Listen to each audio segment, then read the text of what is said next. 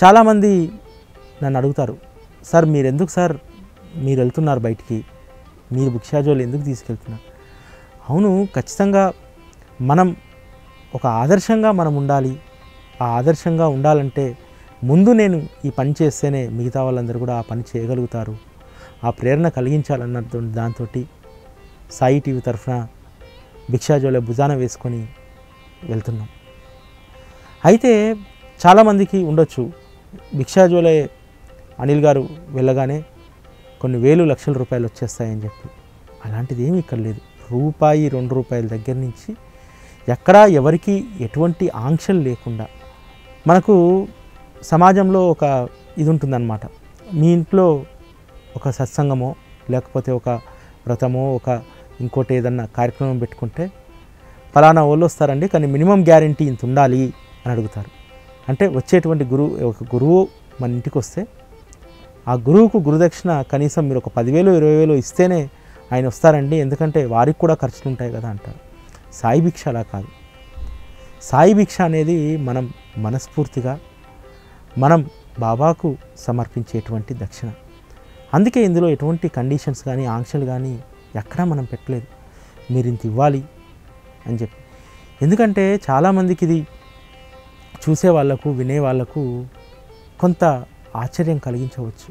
ఒక ప్రసార మాధ్యమం ద్వారా ఎందుకు ఈ భిక్షకి ఇంత ప్రాచుర్యం కల్పిస్తున్నారు, ఎందుకు ఈ భిక్షను ఇంత ప్రమోట్ చేస్తున్నారని చెప్పి. ఎందుకంటే సాయిబాబా మార్గంలో సాయిబాబా ఒక పరబ్రహ్మగా భూమిపై కలియుగంలో తాను అవతరించిన తర్వాత ఒక అద్భుతమైనటువంటి భిక్ష అనేటువంటి సాధన, భిక్ష అనేటువంటి ఆ యొక్క సాధన ద్వారానే ఎన్నో విషయాలు ఈ ప్రపంచానికి చాటారు.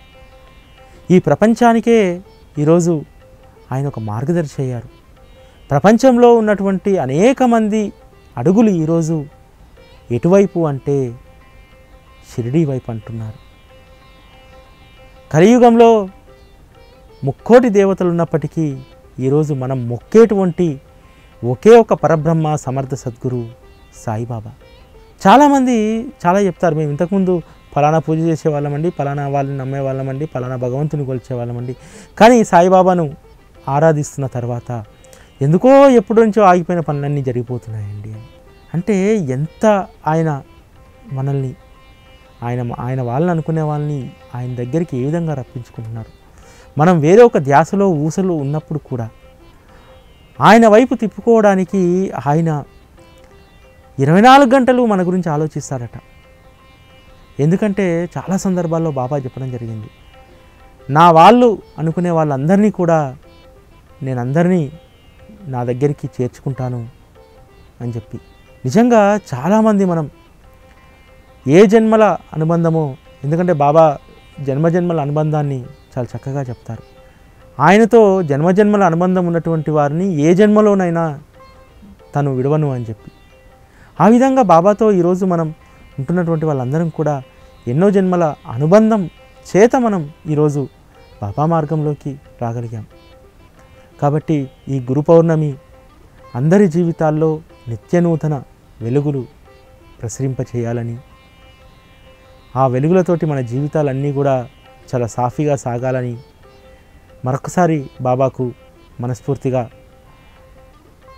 కోరుకుంటూ, ఇప్పుడు మనం చేపడుతున్నటువంటి ఈ భిక్ష ద్వారా వస్తున్నటువంటి దాన్ని పూర్తిగా సద్వినియోగం అయ్యేలా, ఎందుకంటే గత సంవత్సరం మనం ఏం చేసామంటే భిక్ష అయిపోయిన తర్వాత కొన్ని హోమ్స్ అక్కడ అడాప్ట్ చేసుకొని వాళ్ళకి మనకు భిక్ష ద్వారా వచ్చినటువంటి మొత్తం వాళ్ళకి అందజేయడం జరిగింది.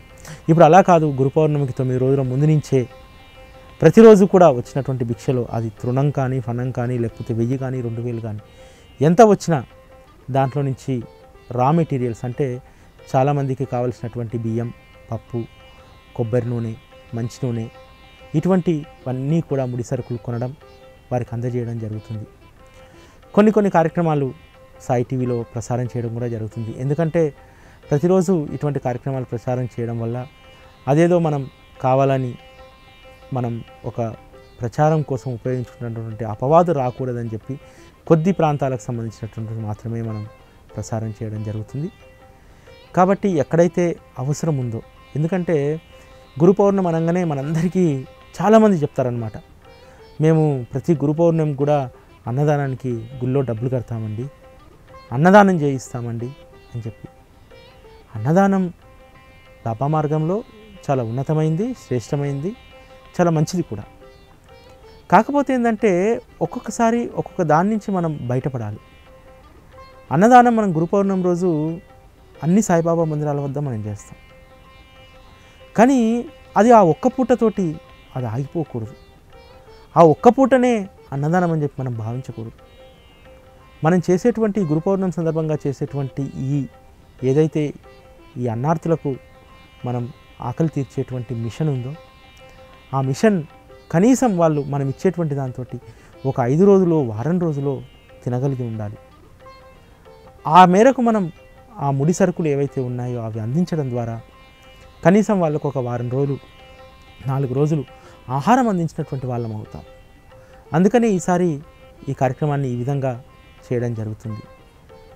చాలా చోట్ల కూడా మనం ఎక్కడైతే నిజంగా ఒక కాలనీ ఉంది, కంప్లీట్ లెప్రసీ సంబంధించినటువంటి కాలనీ, అక్కడ వాళ్ళకు కావాల్సినటువంటి అక్కడ ఎక్కువ నీడ్ ఏముంటుందంటే వాళ్ళకు కొబ్బరి నూనె, ఎందుకంటే చేతులకు అక్కడ రాసుకోవడానికి వాళ్ళకు కొబ్బరి నూనె, అదేవిధంగా వాళ్ళకు కావాల్సినటువంటి పౌష్టికాహారం ఏదైతే పప్పు ఉంటుందో, తర్వాత కొన్ని బిస్కెట్స్, టూత్పేస్ట్లు, ఇవన్నీ కూడా అక్కడ అందించడం జరిగింది.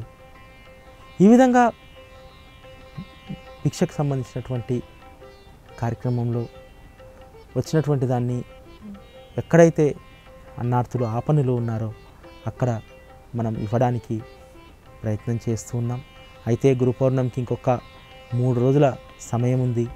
ఈ 3 రోజుల్లో ఎవరికి ప్రేరణ వస్తే వారు ఒక్క 11 మంది దగ్గర భిక్ష చేసి గురువారం మొదలుపెట్టండి, ఆదివారం రోజు పూర్తి చేసి ఇక్కడికి తీసుకురండి.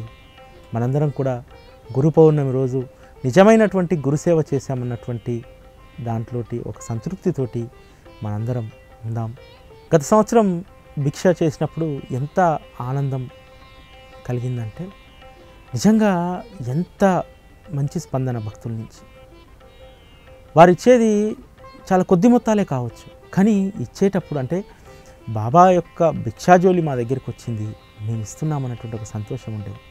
ఆ సంతోషంలో నుంచే ఈసారి ఇంకా చాలా చక్కగా చేయాలని చెప్పి అనుకున్నాం. కానీ ఎందుకో మరి ఈసారి భక్తులు అంతగా ముందుకు రావట్లేదు.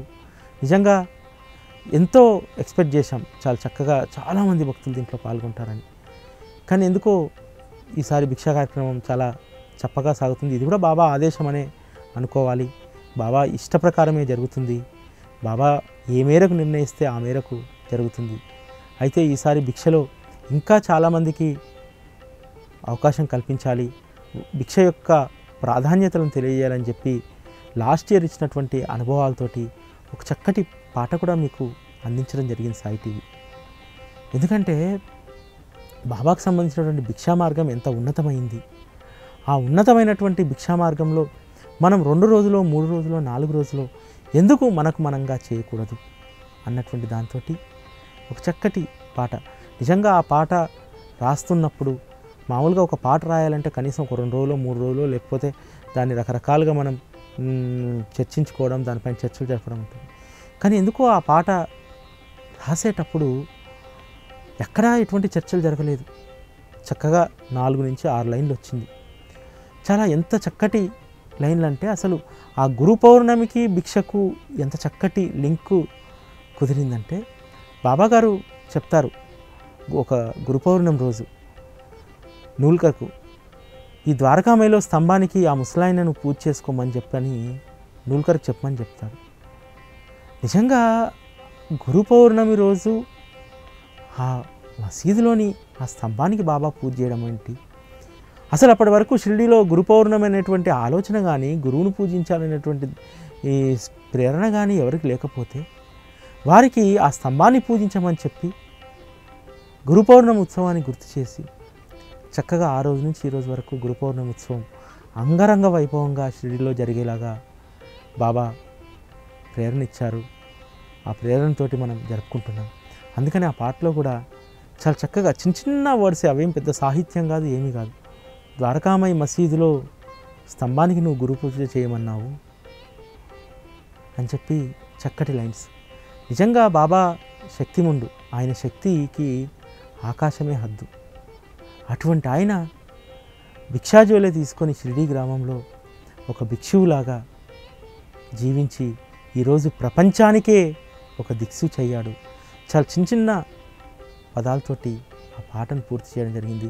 నిజంగా ఆ పాట వింటున్నంతసేపు అసలు బాబా మార్గంలో భిక్ష ఎంత ఉన్నతమైందని చెప్పి చాలా చక్కగా ఎప్పటికప్పుడు, అంటే రోజు నేను భిక్షకు వెళ్ళి వచ్చిన తర్వాత ప్రతిరోజు ఖచ్చితంగా మొబైల్లో మళ్ళీ ఒకసారి ఆ పాట వింటాను. ఎందుకంటే ఆ పాటలో ఆ ఎనర్జీ ఉంది. ఆ ఎనర్జీ నాలాగనే అందరికీ అది వంటబట్టాలని, అది ఎక్కాలని చెప్పి మా వాళ్ళను ప్రతి అరగంటకు 2 సార్లు ఆ పాటను టెలికాస్ట్ చేయమని చెప్పాను. ఎందుకంటే ఆ వైబ్రేషన్స్ మనకు రావాలి, అందులో ఉన్నటువంటిది ఆ తత్వాన్ని మనం పట్టుకోగలగాలి. ఎందుకంటే ఒకసారి కాకపోయినా, 4 సార్లు కాకపోయినా, 10 సార్లు కాకపోయినా, ఒక 50 సార్లు విన్న తర్వాతనన్నా ఆ పాటలో ఏముంది, ఆ పాట గొప్పతనం ఏంది, బాబా మార్గంలో ఎంత ఉన్నతమైనటువంటి సాధన భిక్ష అనేది ఆ పాట నిజంగా చాలా చాలా చాలా ప్రేరణ ఇచ్చింది. ఆ ప్రేరణతోటే ముందుకెళ్ళడం జరిగింది. ఎందుకంటే బాబా యొక్క చర్యలు చాలా విచిత్రంగా ఉంటాయి. ఏమో ఈ సంవత్సరం చేద్దామా వద్దా అన్నటువంటి దాంతో మొదలుపెట్టినటువంటి భిక్ష ఏ రోజుకు ఆ రోజు ఆయన్నే ఒక ఎనర్జీ ఇస్తూ ఆ కార్యక్రమాన్ని ముందుకు తీసుకెళ్తున్నారు. మీరు కూడా ఈ గురువారం నుంచి ప్రారంభించి ఆ భిక్ష అనేటువంటి సాధన చేసినటువంటి తృప్తిని, బాబా కృపను ఈ గురు పౌర్ణమి సందర్భంగా పొందండి. ఓం శ్రీ సాయిరాం.